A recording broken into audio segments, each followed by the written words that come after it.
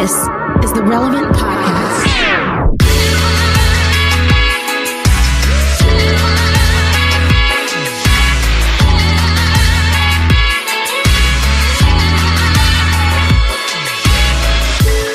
It's Friday, January 15th, 2021, and it's the Relevant Podcast.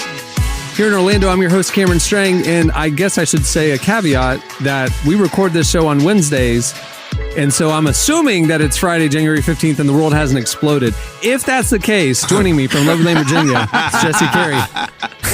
Hello. From Nashville, Tennessee, artist, producer, mogul, Derek Miner. Kaboom. And back from her secret project, her secret assignment in a bunker, has no idea what's happened for the last 10 days, author, podcaster, Jamie Ivey. Okay, guys, I'm glad to be back. You guys, we should probably catch her up. Anything Jamie, while she was gone? Man, I'm trying Jamie, to think. you are glowing. Yeah. You are glowing. I just want to let you know that we see Jamie on Zoom right now, and I have a feeling that when she left, it wasn't working. She came back like she just came from Mount Sinai. You know That's what I mean? what was happening. Yes, it was meeting with the Lord. Well, and here, I want to paint a picture for Jamie. She is glowing right now, and she's in her brand new podcast studio that looks awesome. Yep. It's got a whole vibe going on. And then I looked over at my cube, and I'm like, suddenly, I am like I looked at my image in the Zoom cube and was like, that's someone who peaked 10 years ago. Like, that's what it looks like. It looks like in your mind, imagine post-peak white guy. Like, I'm like, when did I become like a picture from like a random character in a Judd Apatow movie? That's what I feel like. I'm like, I need to work. The work from home thing has caused all of us just to stop getting ready in the morning. Maybe that's just me, but I like just threw on a backwards hat and I put on like a crew neck sweatshirt with I'm pretty sure it has holes on it from a brewery. And I looked at me, I'm like, I look like washed up frat guy right now. Well, you know, and to be fair, your facial hair looks like if somebody like me hadn't shaved in 3 weeks, but I know you and it's been about probably 3 hours and you look like that. He grows unnaturally fast facial hair. So Jamie, her whole vibe is the exact opposite of mine. Jamie, congratulations. We're talking to peak Jamie Ivey right now. Mm-hmm. Jamie missed the last week. Jesse lived through the last week. Yeah. And this is what happens. That is exactly right. That is exactly right. So Jamie, the new digs, you said the tiny house is gone?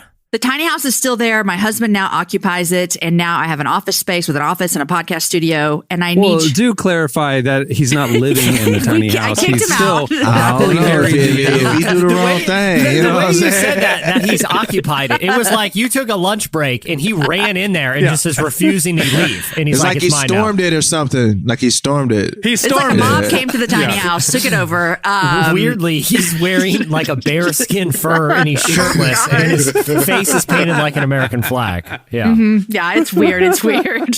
No, Aaron's working from there now, and I'm at my new office, and I love it so much. So you got the big upgrade. Office. I got the big upgrade, yes. And he got the tiny house.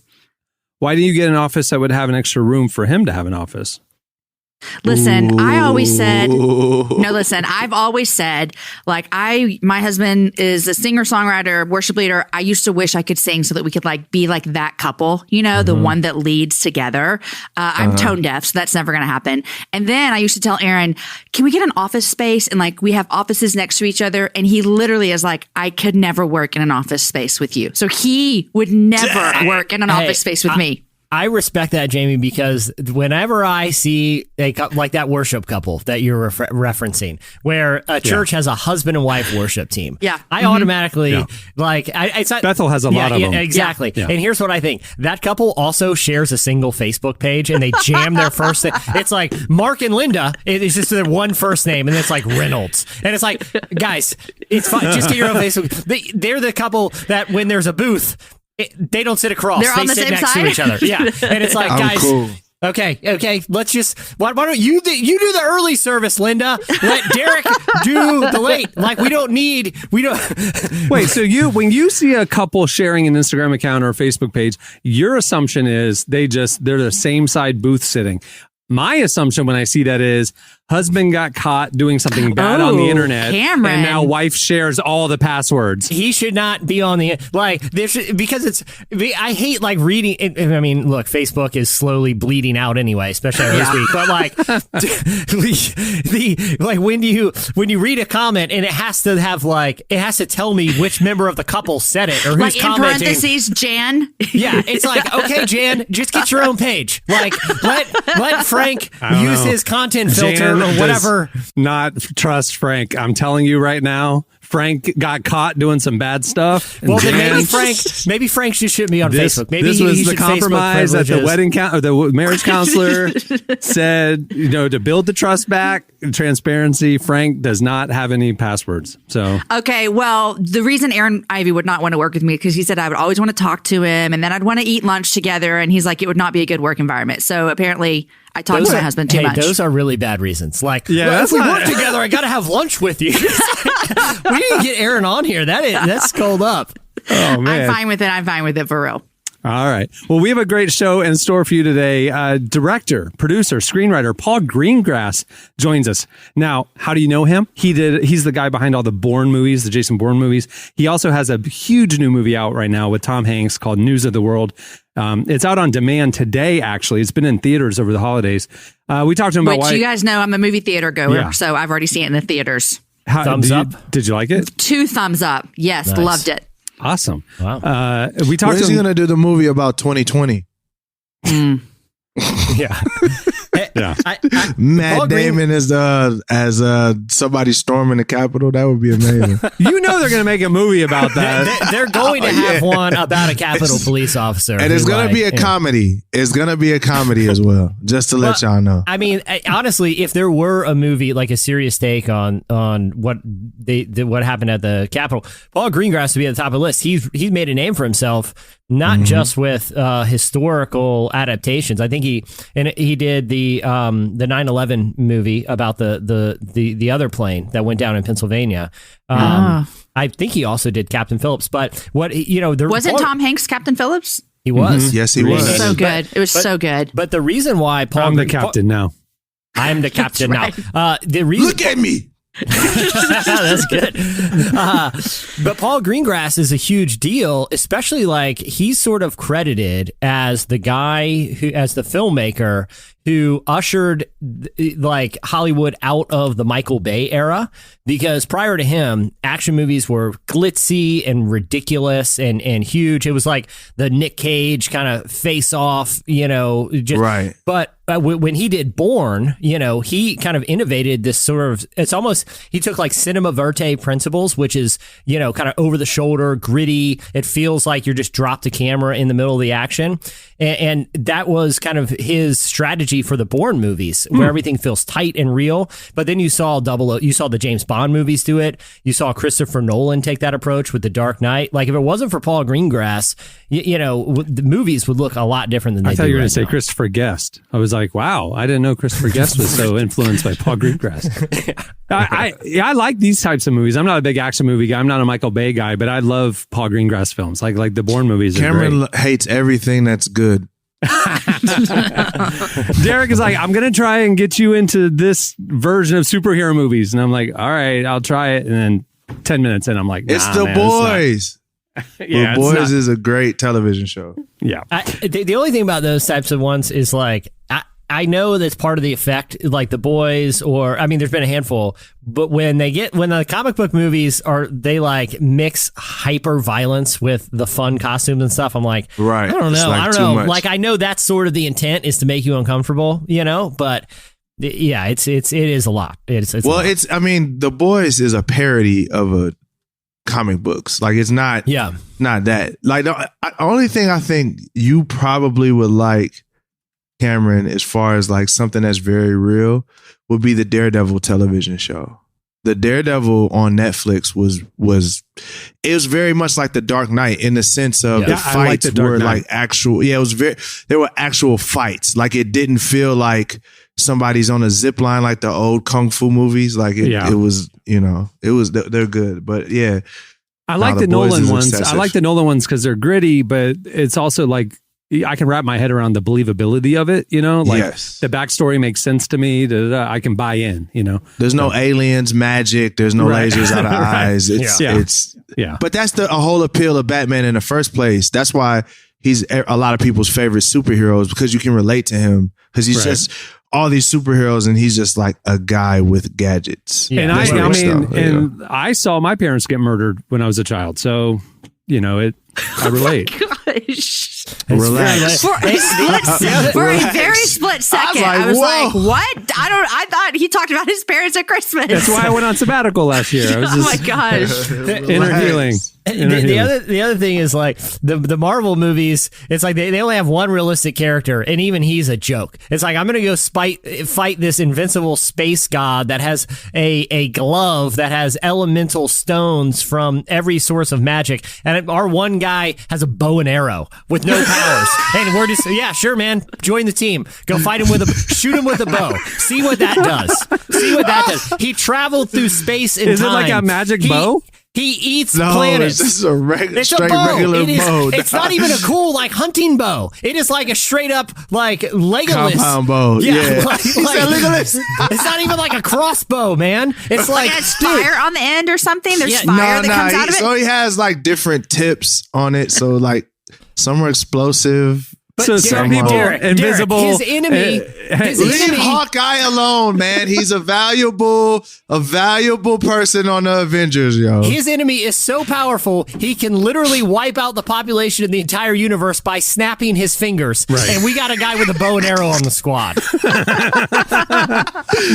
Leave Hawkeye alone, man. Never. I will never, Derek. It's like the NBA right now, man. Everybody's out because of COVID, and teams are playing with like games with literally 7 players right now. So it's like that one random guy who's not actually on the team, like suited up. That's Hawkeye. That's what you're saying. I don't know if you guys heard about it. I'm playing for the Pistons tomorrow night. It's crazy. Hey, whoa. I'm a Pistons fan, bro. We'll fight over the Pistons. Leave us alone, man. I'm suffering enough now. I'm getting some shots up tomorrow night. Just watch. I got the coach gave me the green light. They need to put me on a 10-day for real. No lie. But Coach gave me one tip. He said, "Fire away, Jesse. Fire away." I said, "Let it rip." Well, I continue with the other stuff coming up later in the show. We have our new segment, Relevant Recommends, after the conversation with Paul. And then we have our new segment, the second edition of What's Jesse Thinking? Jesse, you're batting 1,000 right now, man. One for one. It was a good week. It was a good week last week, and I set the bar too high. I was thinking as I was prepping today's, and I feel very good. I feel like I'll maintain that bar, but I don't know how fast. It's. I'm running at 1,000 RPMs on this deal, and next week it's going to be something really boring just to temper expectations. Right. I don't want. Well, it's like an album. You can't have all hits. You got to have a few ballads so the hits stand out. I don't want this segment to I want the hits, dog. You want all hits. You want a mixtape. You just want 12 hits. Bangers. Give me the But here's the thing. I don't want to have the revelation with this segment that I had this morning when I looked at my bro-y self on Zoom, which is like, this is a segment that peaked too early. I have to make sure we're building towards something here, people. All right. Well, all that's coming up. It's going to be a good one. Stay tuned. Up next, Tyler Huckabee joins us for Relevant News.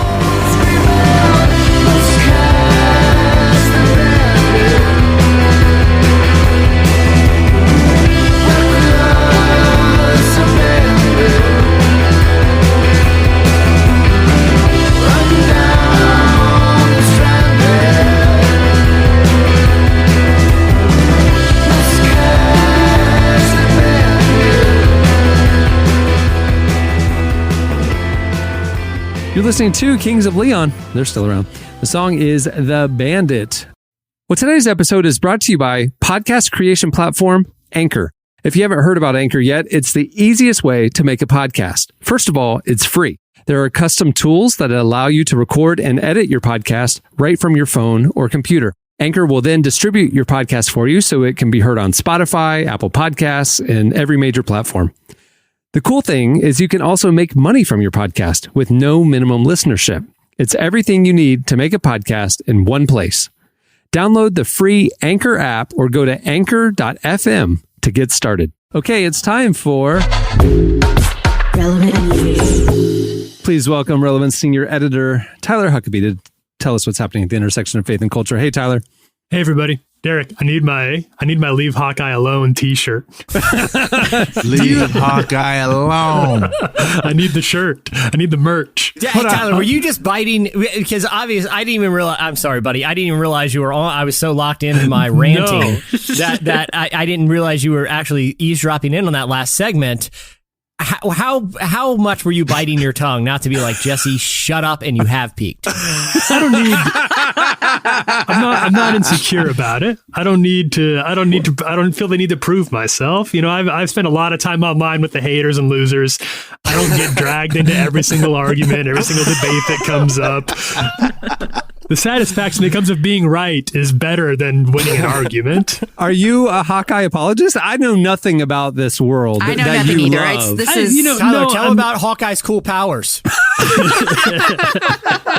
He is the moral compass of the Avengers. He's like he's like the anchor. Like he's like the guy that him and Cap are kind of like, we do what's right, you know. Surely there's somebody in the sport, in like the NBA or NFL world, who's like, he's not. You don't put him out there to make the basket to win the game, but you're glad he's there for the relative well-being of the team at large. Like the morale, He's the Bo Outlaw. He's Bo Outlaw. No. Miami Heat, Udonis Haslem. He's been on the team for 15 years. Yeah. He hasn't been on the court in 4 of them, but they just signed him to a new contract because he's so important on the bench with the young guys, and he's the moral compass of the squad.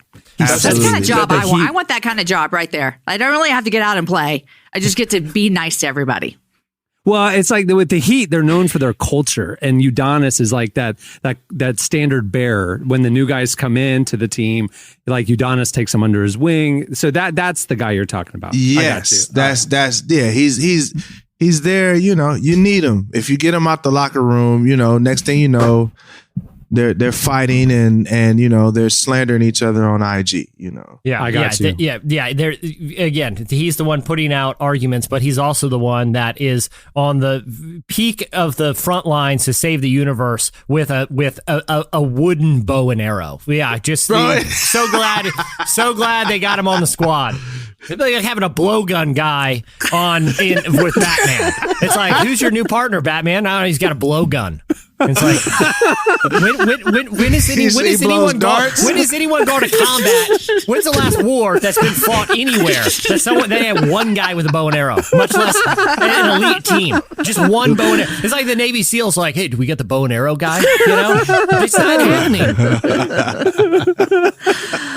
All right, Tyler, please. Though I would love to see one of those Navy SEAL videos, and the guy in the end of the line's got a drawn bow and arrow, like storming a compound. We got a bow and arrow guy. This is serious. Leaning at the back of the Jeep, like firing his oncoming tanks. Yeah. Jesse, stop. And his arrow goes right down the turret and explodes it like the Death Star. Yeah. All right, what do you have, Tyler? Yeah, well, so we obviously there is a lot happening in the news right now, and the big headline. We're not going to be talking about the impeachment trial or even too much about the DC riots today, because that situation is moving so quickly. By the time that this episode comes out, you all will probably know more about it than we do right now. Daily that the news cycle, it was like, you know, early in the week, the news was about one thing. Later in the week, the news was about something else. Last week, we literally recorded the podcast on Wednesday midday. Ended it at 1:30 Eastern, and the world exploded at 2. I mean, it is not even day by day now. It is hour by hour. It is bizarre. I feel like every time there's a newsworthy scandal out of Washington, like, you know, for example, you know, these recordings of the president calling officials in a state to try to talk them into finding votes, you know, it's like that's the biggest scandal and story in the world. And it's like literally like 2 days later, Wednesday tells Monday, hold my beer, watch this. Exactly. Yeah. So that's why we're not talking, not because we're not aware of it or don't think it's important, but just because it's a fluid situation on the ground there. So maybe by the time that we have the next relevant news segment, we'll know more. And obviously we'll be updating on the website with any news that falls into the lane there. But I do want to talk about something that's kind of flown a little bit under the radar this week in the midst of all of this that is still very, very important for us. And this is what happened on early Wednesday morning / late Tuesday night, which was the federal execution of Lisa Montgomery, who became the 11th person to be executed by the Trump administration this term. Now, this is a big reversal for the federal government. Last July, President Trump, Attorney General William Barr, reinstated federal executions after a 17-year hiatus. And the administration has executed 3 people in December and January. That breaks with a very long precedent of halting federal executions during the lame duck session. The 4th and 5th executions of Corey Johnson and Dustin J. Higgs are slated for Thursday and Friday, tomorrow and the next day from this recording. Now, I want to talk about Lisa Montgomery's case a little bit, and the details do get a bit grisly, so consider yourself warned here. But in 2004, Lisa Montgomery murdered a pregnant woman named Bobby Jo Stinnett, and she actually made off with her unborn child, who she claimed as her own. That child survived that ordeal. She's turning 16 this year. And for her part, Lisa Montgomery actually grew up surrounded with some really awful physical and sexual abuse situations. Her mother forced her to commit sexual acts with local repairmen as a way to pay the bills. Montgomery's lawyers pointed towards her trauma and history of mental illness as proof that she was incompetent for execution. So numerous stays were granted by courts over the last few weeks as debates raged about the legal ramifications of executing people with mental illness. However, the conservative majority of the Supreme Court cleared the way for the execution late Tuesday night, as they have done for the Trump administration's last 10 executions. Now, this debate about mental health and federal executions is going to continue through the rest of today, Wednesday, and Thursday, as the federal government prepares to execute Corey Johnson, who was convicted of killing 7 people for a Virginia drug gang. Although Johnson's IQ test score at the time of his trial put him at 77, which is just outside the range for intellectual disability, which is between 72 and 75. Subsequent analysis has found that his test scores were likely artificially inflated. That means Johnson probably is intellectually disabled and technically protected from execution under U.S. law. However, no court has agreed to hear the new evidence for the last 3 decades. I'm going to end here with this quote from a woman named Kelly Henry. She was Montgomery's defense attorney. She told the New York Times, quote, "We should recognize Lisa Montgomery's execution for what it was, the vicious, unlawful, and an unnecessary exercise of authoritarian power. We cannot let this happen again." It's so sad that this administration is ending, they're rushing so many executions, federal executions. I guess the thing for me is, what is the benefit? Right. Like, federally, we haven't executed people in 17 years, and then all of a sudden you're like, oh, let's rush this through. I mean, rush the stimulus through. It took longer to, I'm like, you don't want to rush the stimulus through, but you want to rush killing people through? Like, that's just, it's maniacal in a sense, especially because a lot of those people were like, we don't even want this person to die. You know, they've like made peace with what has happened, and they've gotten facts to the story, and they're like, this isn't justice. You know, we don't, it's just like, you just start rushing death through. Like, it's crazy to me. I don't get it. I don't understand it. Can I ask a clarifying question? Yes. For these federal executions that haven't happened in 17 years, and I know every state is different, who is the person that actually is saying, yes, push this through? Is it a federal judge? Is it the president of the United States? Who is actually saying, yes, we're going to start doing this? It is the Trump administration. Yeah, so whether that's General. President Donald Trump or the outgoing Attorney General William Barr, the buck stops with them. So they made it a priority to kind of, put the hammer down law and order message. We're going to execute everybody on death row federally.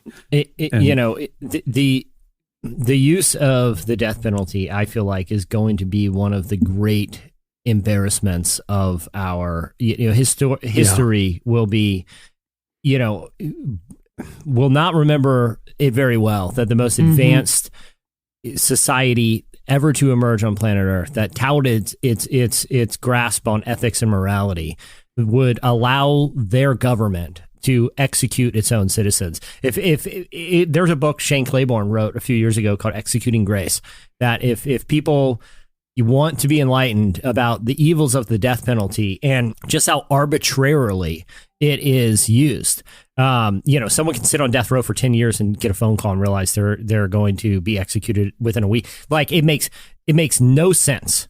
Even if the book won't convince you of its ethical or spiritual issues, which I personally believe it's always wrong to execute someone.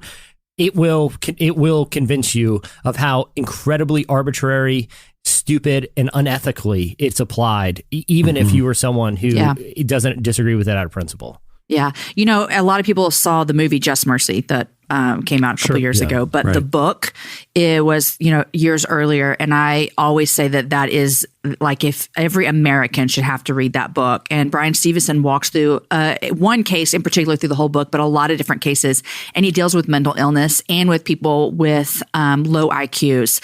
And he talks about the death penalty and how that what we're talking about, Tyler, with this case right here is how that exception should be made. And that book, like you mentioned, Jesse, that book for me, Just Mercy, I've always been against the death penalty. I like you, I don't know how I can be a follower of Jesus and read his words and then turn around and say that you deserve to die. Right. But that book, just from a bigger stance of not even because of our faith, but just because of holes in the justice system. All the time. In fact, I think just this week, someone was released from death row because they found that they were not guilty.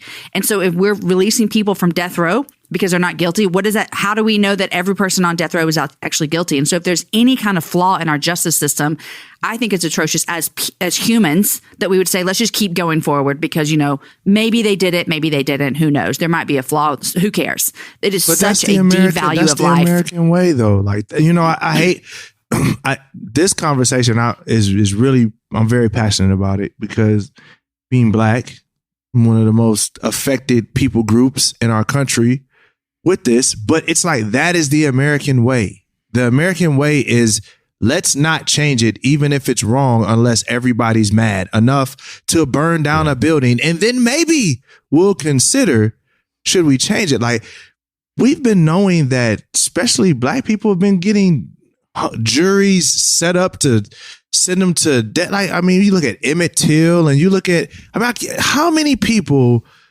are in jail right now because somebody had a bad day and the jury was an all-white jury and people believe that jury and no one cared. Like for us, it's almost if it ain't broke, don't fix it. And if it is broke, don't tell me about it. And I'm not going to change it unless you start breaking other stuff that's more valuable than the thing that's broke. It's crazy. Well, and listen, I'm very optimistic about the incoming presidential administration, but the American people elected a federal prosecutor and the architect of terrible war on drug policies. That's just the truth. Now, both of them, have kind of revisited some of their philosophies on criminal justice reform, which I think is positive, but it doesn't seem like there is the impetus for criminal justice reform that when you hear about some of some of the things Derek expressed, or the arbitrary nature of the execution of capital punishment or federal crimes, it's like, dude, this needs to be top of the list. We gotta reform this. Yeah. Yeah. And there is a bill that Democrats are planning to launch in the first 100 days that would re-abolish, I should say, death penalties at the federal level. Now, that doesn't change what would happen, obviously, at the state level. So it is kind of returning to the norm that happened 17 years ago, but it is on the table for the Democratic administration. So in the next week, are they trying to push through all these federal executions? There's two more on the docket right now. One that would go up on Thursday, tomorrow as we're recording this, and then one more on Friday. The one crazy? Tomorrow on Thursday is and it's Derek's point, 4 of these 5 lame duck federal executions are for people who are Black. The 5th one was Lisa Montgomery, who was white. Who was a white woman. Woman. It's black men and a woman. You rush through, you're like, you know what? I got 30 more days left. I done lost this election. Let me think what I'm going to do. Guess what? I will reinstate and we'll kill some people.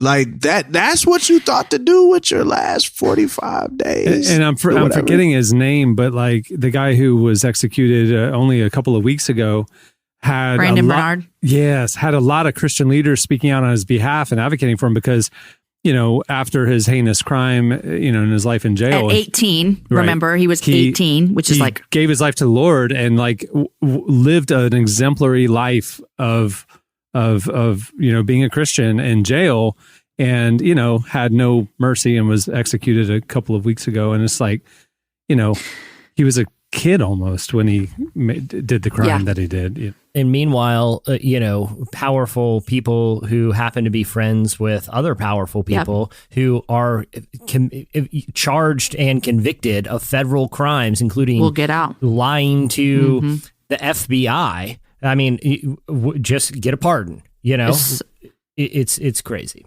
Or people who did war crimes overseas and killed, right. Iraqi women and children. Yeah. You know what I'm saying? They get off. I always I don't ever want to sound like, oh, I'm better than you as a Christ follower. But honestly, this one issue of the death penalty, it's always so hard for me to wrap my brain around how someone who claims to follow Jesus Christ, who said the most bold things in the scripture, like if a person, asks for your cloak, give them more, turn your back or love those, if you love your neighbor, that's awesome. But you got to love your enemies as well. Like he spoke some very, very bold things that he's asking us to do. And so I don't want to sound like, oh, I'm better, but I really don't understand how someone who follows Jesus can look at another human and say we should, as human people, we should kill them. That it literally blows my mind. To me, it's obviously we're pro-life because of our faith, and if we're pro-life, like this is black and white a pro-life issue. If to me, I don't understand the justification of being pro-life about the unborn, but you are pro-death penalty. It makes no sense to me. And we posted relevant on our Instagram. When that execution was happening a few weeks ago, we posted on our Instagram based on a piece we ran that here's the explanation, basically theologically, how all Christians should be against the death penalty. All, and set aside partisan preferences. This is a life issue that if you're a Jesus follower, you should be clear about. And the comments were wild. Wild. Jamie, you should go. If you say you don't understand, go read some of them. I couldn't believe it. It's just like, they're like, well, justice and Jesus would kill him too. And I'm like, what Bible are you reading? No, he would not. Yeah. Exactly. Anyway. There's the best teaching. The best teaching I ever heard on the idea of vengeance, which I think a lot of people want, a lot of death penalty advocates, look at it, this sort of like this is a way to kind of get revenge on evil. Is when you enact any act of revenge, you're stealing from God. God said, "Vengeance is mine; He is the judge." And when we take it upon ourselves to execute those acts, that is stealing something from God. That's a huge deal. But there's a lot of just parts of Scripture Christians, especially seems like a lot of Christians these days, just willfully ignore. Yeah. But the crazy part about it too, and that's what I think about, especially when I think about Christians. This is my problem with a lot of Christians and their magical view of the Bible and the gospel, because it's so focused on angels and demons. It's almost like they haven't, you don't think about the humanity of what the fight is for. And when you think about, I didn't know much about the lady's story, but I mean, man, someone who was being pimped out by their parents to have sex with repairmen. Yeah. Derek, Tyler told a very small portion of her upbringing story. There's a lot more. Her dad built a room outside of their house so that could happen. Those things could happen to her and nobody could hear her.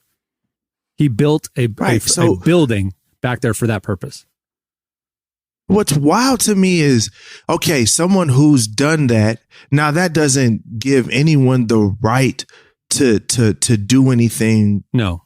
Worse to anyone else. But what I am saying is the psychological effects of someone going through those types of things will draw you to a level of darkness that, that none of us can understand. So us as quote unquote believers, how can we say, let's not see what happens if we pull that person out of darkness into the light and let's see where their life goes from there. We say, hey, when you were 18, you did this. You're 48 now. We're going to inject this poison into your bloodstream, no matter what has happened. If you look at all these people, I guarantee you're going to see trauma. That's exactly right. Trauma.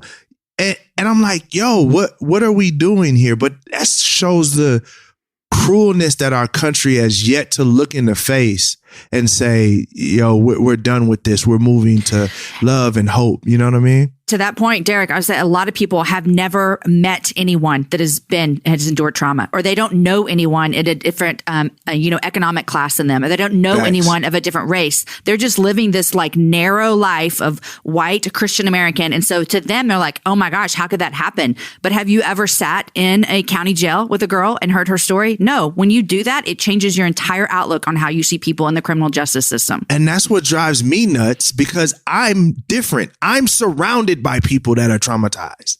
And I'm one of the few that have been able to get therapy, that has been able to be pulled out of my circumstances. And so I'm looking at people that I know people that have literally beat people to a bloody pulp, but that's an effect of trauma because they were triggered from PTSD, different things like that. I have someone very close to me that was into some extremely bad things. And when people looked at that person, they said, oh, that person's not going to be anything. That person he's going to be just like his dad, et cetera, et cetera, et cetera. And I watched that person get pulled out of his environment, live with someone for a year.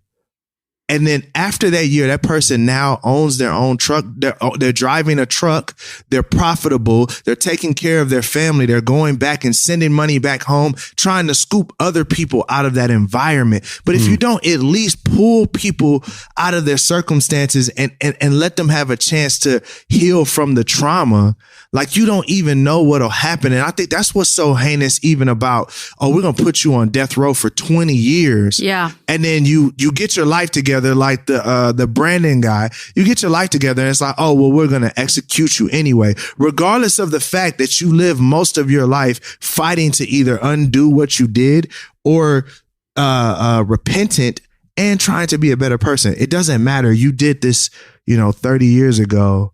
And even if the families, I saw some of those people, like the families are like, please don't execute this person. And the government is like, no, we're doing it anyway. So where's the justice? Who's getting the justice now? Right. I thought, usually the death penalty is like, well, the families, how will they feel if we don't execute this person? But the family's like, no, stop. And the justice system's like, oh, whatever.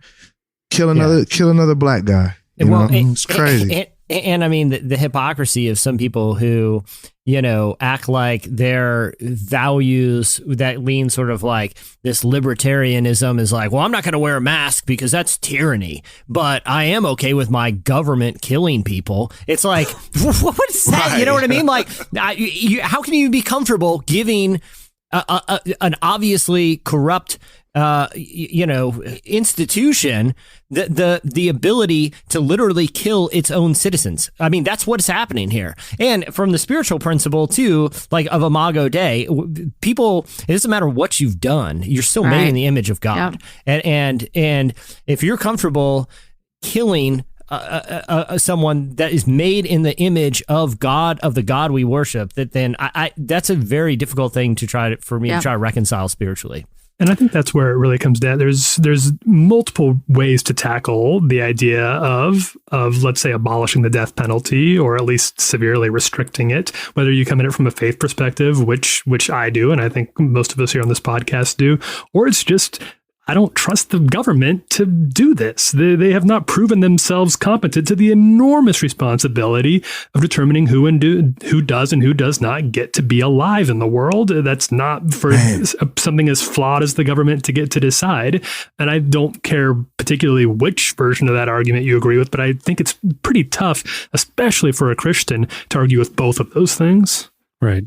Tyler, we were talking about Hawkeye, man. Hawkeye would only kill if there were no options, and he usually shoots to wound. That's why he's such a good archer. Well, he also shoots to wound because he's got a lame bow and arrow, and you got to be dead on, or else you're really just going to tick off the bad guy. The bad guy's going to look a little bit. It's like, dude, did someone just shoot me with a arrow? I mean, I'm going to pull it right out because it's an arrow, and it's not it's that a boxing deadly. Glove at the end of an arrow, like it's still a boxing, like bam. Yeah, like a suction cup at the end of a plunger, like oh no. Like a bola situation, it ties him up. Yeah, it's so many. It's look to Hawkeye. Look to He Hawkeye. can lead us out of this. He's proven over and over you don't need to kill to administer justice to those who deserve it. You can just tick them off by shooting them with a freaking bow and arrow. Ow, man! Did someone just shoot me in the arm with a bow and arrow? Good Lord, who even has one? All right, that'll do it for Relevant News. Stay tuned. Up next, Paul Greengrass joins us. Get to youths, go for the goal, we been a win. Feel no in a man. If you're living a old house, you're still a queen, you're still a king. Feel no in a man. Still right, a man, style create to help a human. Give them a rule, them want a Cuban. Take what they want and go. You're listening to PopCon. The song is called Yes, I'm Serious, Relevant. That is the sole reason why I selected that song for that break. It's called Relevant.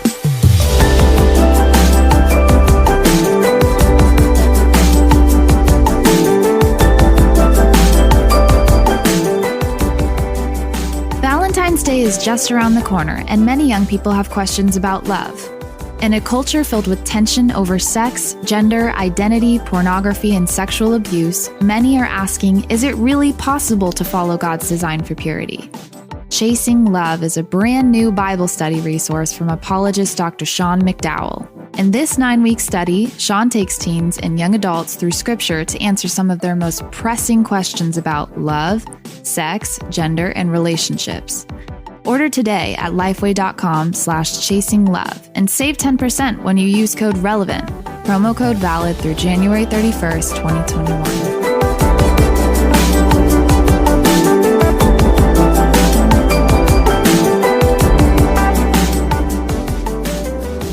Paul Greengrass is an English director and filmmaker who's made phenomenal movies like the Jason Bourne series, United 93.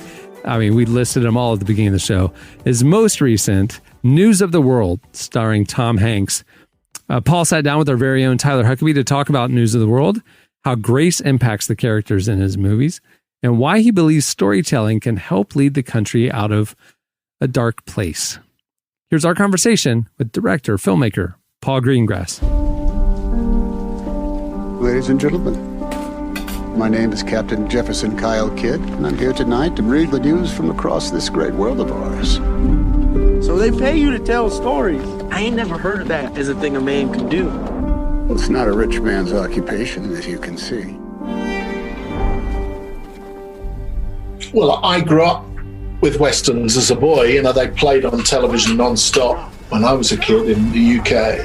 I never ever thought I would get to make one because they don't make them very often, and it had never really occurred to me, to be honest, to try, you know.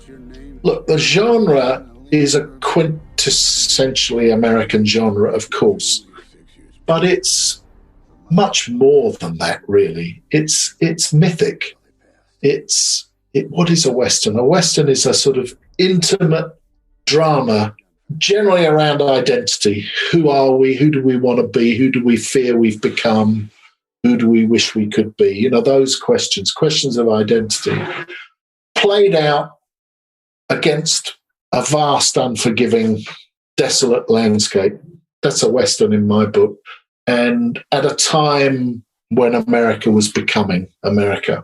And that's what I tried to do. And I tried, I suppose, in my way to make it feel contemporary, feel as if it bore on today. Because I think, although it's set in 1870 it was a time of great division in the shadow of the Civil War. And I think many of the feelings of bitter division, the need for healing, I think, resonate with today.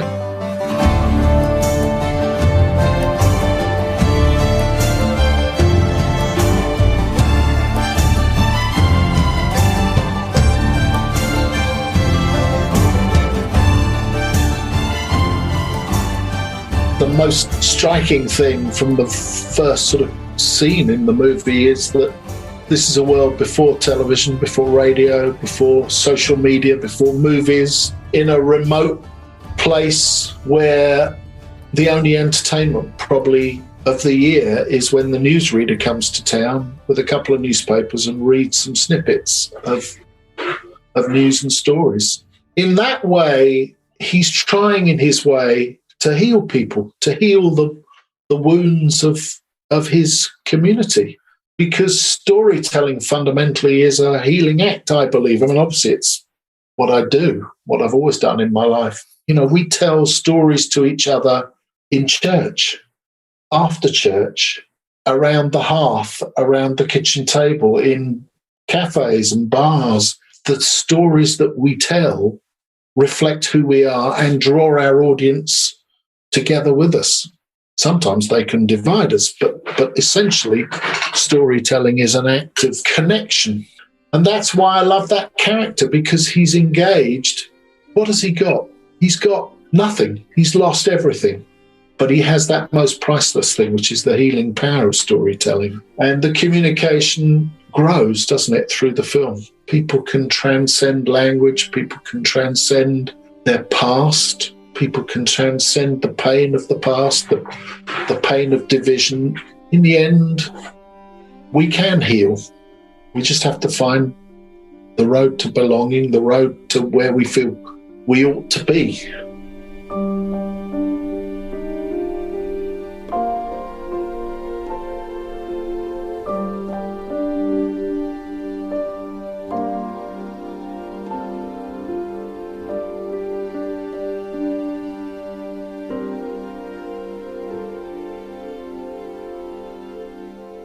I love the character of Kid because he exists, of course, before television and movies and all the rest of it. But how he approaches his world is how I think of storytelling. How, in my business, when he starts, he says, "I want to take you away from your hard lives just for an hour or two, and let's hear about the great changes that are occurring." He's going to tell them a story, and he's going to entertain them, and he's going to tell them some local news about things that they really need to know, in this case, about the meningitis epidemic. Interestingly, when I wrote that was well before the pandemic. Of course, now you watch the film, but of course, in 1870, meningitis and cholera were a daily threat in many, many communities across America. It was probably other than war, pestilence was the next thing, And so it did become eerily more contemporary as we went along. But you don't start like that. You start by saying, how can I tell this story in a way that's people are going to want to go on that journey with those characters? And then you've got to ask yourself, what do you want? What did I want to feel? I wanted to feel that they got to a healing place.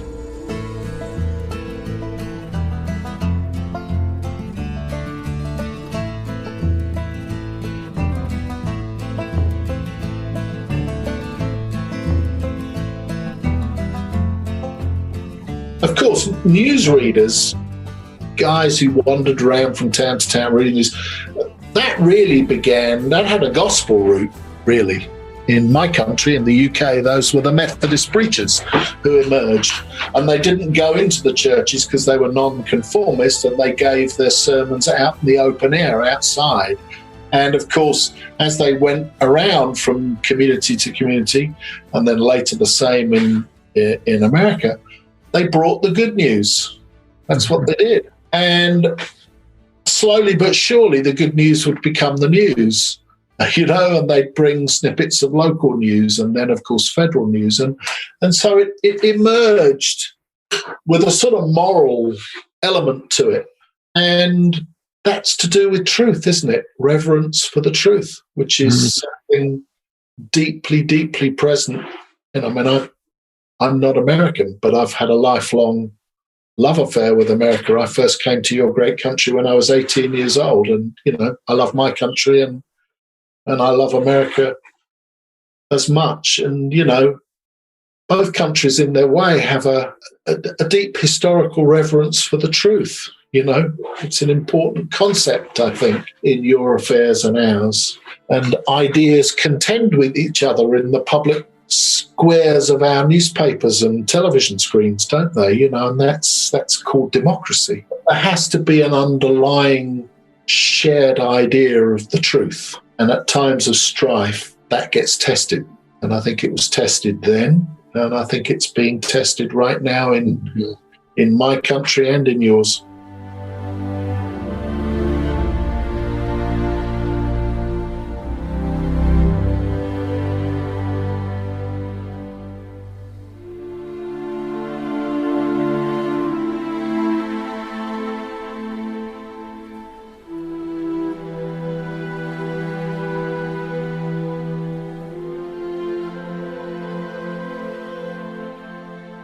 You think about your own children and you think about the world they're coming into as young adults, and you reflect on the divisions and bitterness of the world, and you want it to be better for them. But it's going to be their journey. And when I read this story of the lonely newsreader who meets the lost little girl, the kidnapped girl, and takes her back to her surviving family, it felt to me like it was the journey itself was a journey out of division into healing, out of grief into grace, if I can use that expression, where you get the opportunity to make a new start, to turn the page, to grow again, to deal with the pain and the grief and look at it in the face and move on. And I love that about the story because I think it feels very much as we are where we are today. I think all of us, whatever our beliefs, whatever we think about the world, whatever our politics, that doesn't matter. I think 99.9% of us, in your great country, in mine, everywhere, want better days to come, don't we? And hope for them, particularly in this pandemic. And so this film, with these two characters in the middle of Texas 150 years ago, seems to take us on that journey.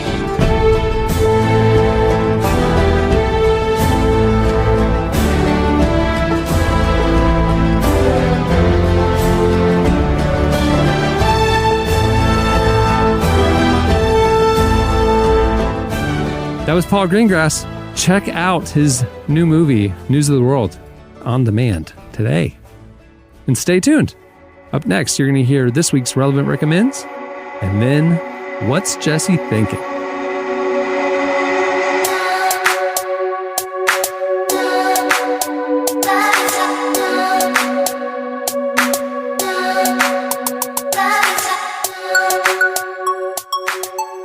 Hey, it's Tyler. Got another round of Relevant Recommends. Those are the books, movies, albums, TV shows, and even games that have our attention this week. This week, we're talking about Search Parties. Search Party has had an interesting television life, even by today's interesting TV standards. It started off as a TBS comedy in 2016, where it ran for 2 seasons.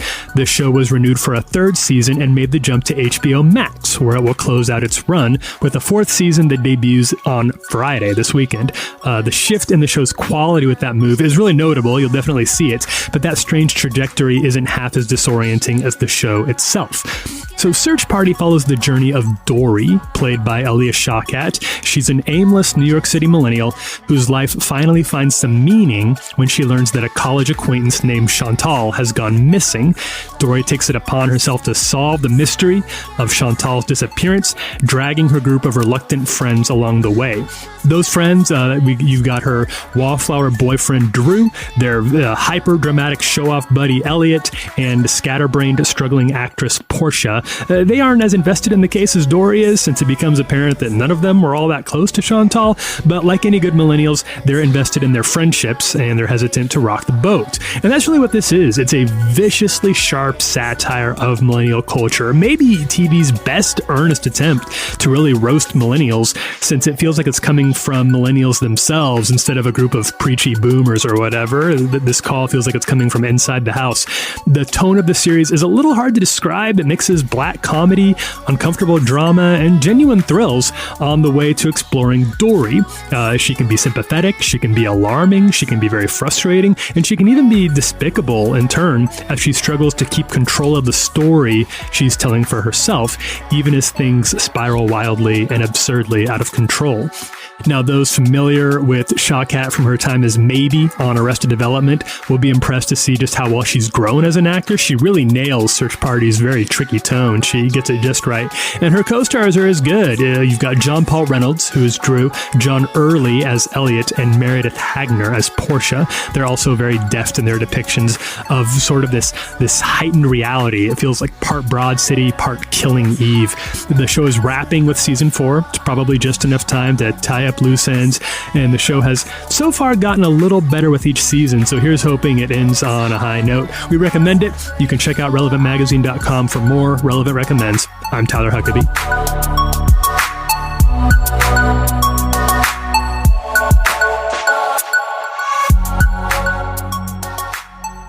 You're listening to Purity Ring. The song is Obadiah. Okay, it's time for the second installment of What's Jesse thinking? Oh. Oh, that's my first time to hear that. I love it. Very good. It's very good. It took Clark about 3 weeks of uninterrupted work.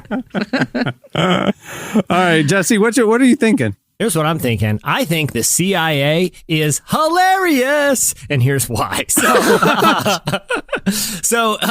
we've talked a couple times on this show about aliens and how, there's been these minor disclosures that the government has, started leaking out over the course of a couple years, sort of whetting the appetite of the American people. Some of them are admissions. Most of them are admissions that are Air Force has encountered weird objects flying around and we don't know what they are. Like, it's an acknowledgement of that. Right. Well, there is one guy, his name is John Greenwald Jr., and he's been obsessed with UFOs dating back to the 80s. And he is reasonably convinced that the government knows a lot, particularly the CIA, about aliens, and has for 20 years been working on disclosure and trying to convince the government to finally release everything they know about it and give it to the American people. So he claims to have filed thousands of Freedom of Information Act requests and dedicated much of his. He says that he's filed over 10,000 separate Freedom of Information requests dating back over 20 years. So he spent much of his adult life trying to get these disclosures, right? And so he was pretty ecstatic when in December, you guys may remember the coronavirus relief bill that was going through Congress. And the reason it took so long is not just because of, government incompetence. It's because this bill, just the nature of how that bill was coming down the pipe and the timeline of it, lawmakers saw it as their last chance before the close of the year to get a lot of their pet projects funded.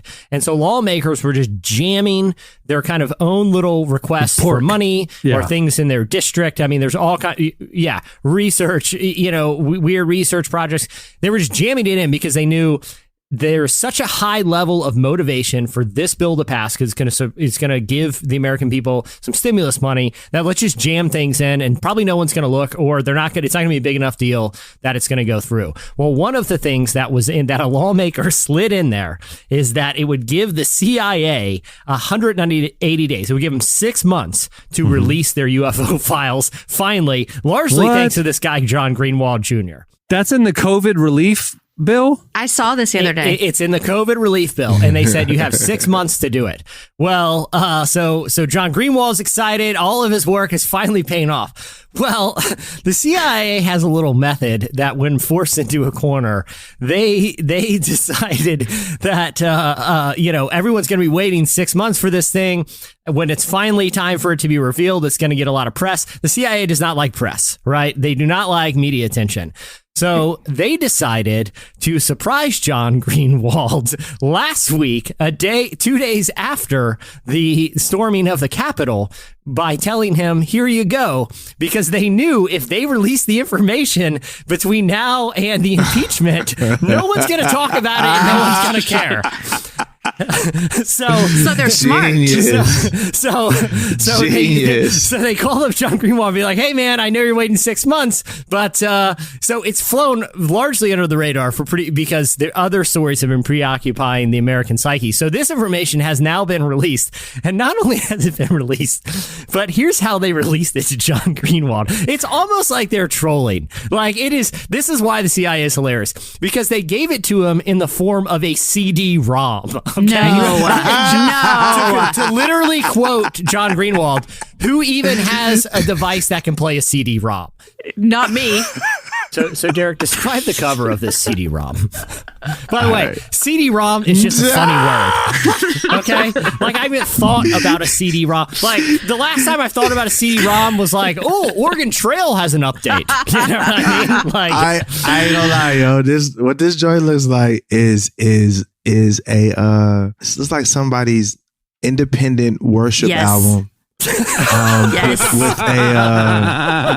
a sticker on it, and it's bluegrass. So it's a bluegrass worship album with a heat sticker on it. It's got the typewriter font and like alien green. It's alien green with the lettering is alien green with purple border, like the shadow, like they made. What is the picture of? Is it like trees UFO. or something? There's a flying saucer. Oh, there's a UFO. Okay, sorry, I just saw it. It kind of blended in. Yeah. And it's got official seals on the bottom, and it says this medium is unclassified, approved for release, and it says UFO collection. It looks not gonna lie. I would to me, it looks like in the 90s when I would go to like New York City or New Orleans, and there's people outside like passing out their CDs for people to get. That's what it looks like. It's a mixtape, but a very janky mixtape. Like, you know what I mean? Like, but the other thing too, if I was in like an independent music store, like in the early aughts when those were a thing, and I stumbled on this CD and was like, dude, this is gonna sound dope. I cannot wait. It says UFO collection on it. This is gonna sound awesome. I don't know who these guys are. So anyway, so Greenwald gets this CD-ROM, and he has uploaded all of its content to a website that he maintains called the Black Vault, but he does caution that it appears that the CIA has, in his word, made it largely unusable by using what he called very outdated file formats, like screenshots that were then put into PDF form and then put into gigantic .tiff files. Oh my gosh. So basically they're unsearchable. Much of them have black marker redactions. It's going to be possible. There will be in the coming weeks people that go through these and probably find interesting stuff. But when John Greenwald described it to Vice, he said he capitalized the word incredibly difficult in his emails back and forth. I just love how hilarious the CIA is. Like, they were like, hey, guys, we got to put this thing together. And they'd just been sitting on the CD-ROM until their hand was forced. And they're like, let's do it after that big riot at the Capitol because no one's going to care. And even the person that designed it, they're like, make it look as sketchy as, like, if someone has a computer that actually can have a CD-ROM intake, make it look like this will download a virus on their computer. That's what this looks like. The CIA, the bottom line is they're hilarious. Who knows when we'll get the truth about aliens? But I just appreciate their hilarious trolling, totally straight-faced, in a week when, I feel like we all could use a little laugh. Yeah, I needed that one. The only problem with this, Jesse, is if they weren't trolling, if this is their real, like how we deal with things, that's another thing that should be called into question. Yeah. Either way, it's hilarious, whether intentionally or unintentionally. Jesse, think about it. The CIA, this is amazing. You're talking about trolling each other. So this guy filed 10,000 Freedom of Information Act, suits to try to get this information. The CIA didn't want to give it up. Finally, they have to give it up. They hand him the CD-ROM, and I'm on the dude's site right now, the blackvault.com, and he said, here's what they gave us. Here's everything they gave us. It's 2,780 pages where they took documents, like you said, and turned them into TIFF files, like image files. He then is now having to go through 2,780 image files and convert them into text files, PDFs for his website. That is the biggest troll that they're like trying to say, like they're annoyed with this dude, so we're not going to make this easy for you. That's amazing. That's what I'm saying. They are hilarious. It's amazing. They're like, hey, we should screen. Hey, he's like, we should screenshot them and make them each individual JPEG files. And some guy's like, no. Make them one big. Something better. Make them one big TIFF. 2,870 pages that he has to go hand by hand. It's awful and good. They're like, here you go, John Greenwald. Thanks for blowing us up with 10,000 requests over the years, man. Yep. One would have done. One would have done. We worked at it. They put it in the coronavirus, Phil. You forced our hand. Here you go, pal. Have fun. All right, that'll do it for. What's Jesse thinking? Huh? I like to think John Greenwald. John Greenwald, he's like, I don't even want to know about aliens anymore. Like, seriously, this is too much work, man. I spent 20 years on this. This is just too much. I got to pivot to something else. Well, many thanks to Paul Greengrass for joining us. Make sure to check out his new movie, News of the World. It is out now. It's on Apple TV, Prime Video, or Vudu. It's out today. And also, before we wrap, I want to remind you, make sure to check out the new issue of Relevant. The January-February issue is out now. It features Pharrell Williams on the cover and a lot of other great content. You can check it out at relevantmagazine.com. Just click on the magazine tab, and there it is for free, the new issue, digital edition of Relevant. Also, make sure to check out the new Friday column that we have, Relevant Recommends, every Friday at relevantmagazine.com. You'll hear more of our picks and what we're into each week, and check that out. And also, while you're there, sign up for our new daily newsletter. Relevant Daily is our top 5 most trending articles sent to you every morning. We also have a new daily devotional, Deeper Walk. Not only are those available in the faith section at Relevant's site, but you can also sign up for the Deeper Walk newsletter to get those devotionals sent to you every morning. Look at all that stuff going on. The new issue of Relevant, Deeper Walk, and Relevant Daily. All available now, relevantmagazine.com. On that note, we'll wrap it up. I'm Cameron Strang. I'm Jesse Carey. I'm Jamie Ivey. And I'm Derek Miner. We're glad you're back, Jamie. All right. Have a good weekend, everyone. We'll see you on Tuesday if the world hasn't burned down.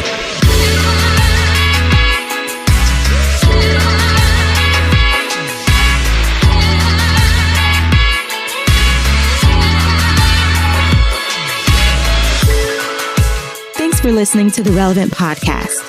Check out our features, interviews, and news updates every day at relevantmagazine.com. And make sure to follow Relevant on Facebook, Twitter, and Instagram for the latest. For more great podcasts, browse the shows on the Relevant Podcast Network, which you can find at our site. And while you're there, don't miss the all-new era of Relevant Magazine.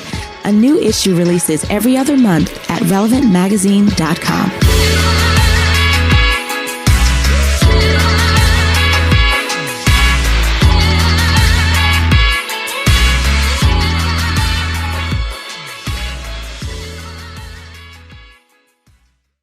Who's your new partner, Batman? Now he's got a blowgun. Relevant Podcast Network.